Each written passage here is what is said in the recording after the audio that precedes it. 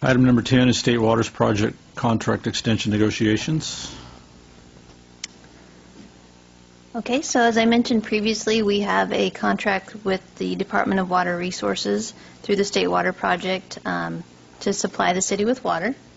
So in 2012, they approached all of the state water contractors with the desire to start the negotiation process to extend the contract. The contract currently expires in 2035, and my first reaction was, well, if it expires in 2035, why are we talking about it in 2013?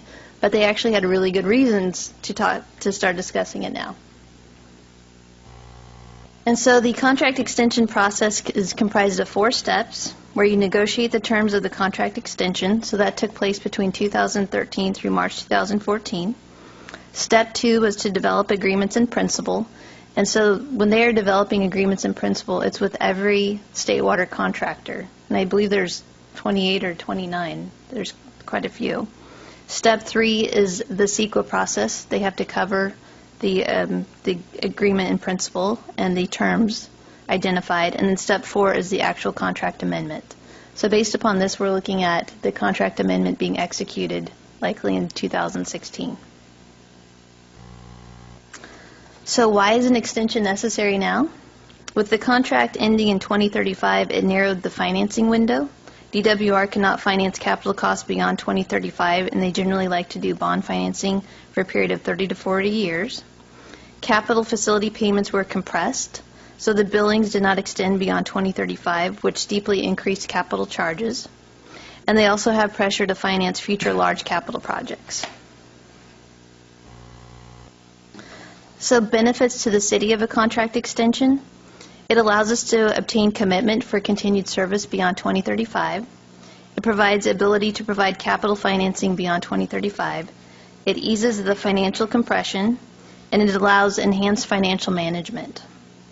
It allows for a combination of DWR and state water contract representatives to actually manage the state water contract. The proposed contract term is 50 years. So we'd have a new expiration date of 2085.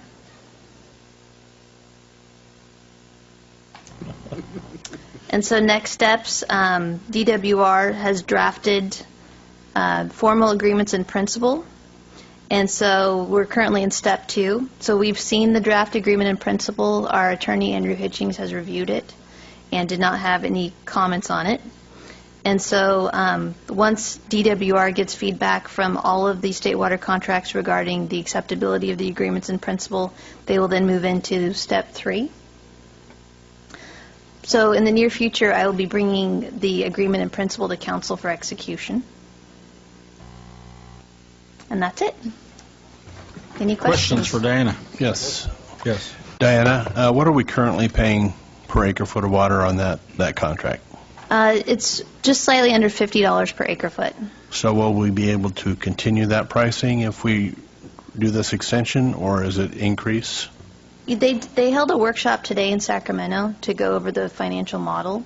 All indications at this point is that it would be very minimal impact to the city. They have reserves to fund many of the upfront costs associated with the contract extension process.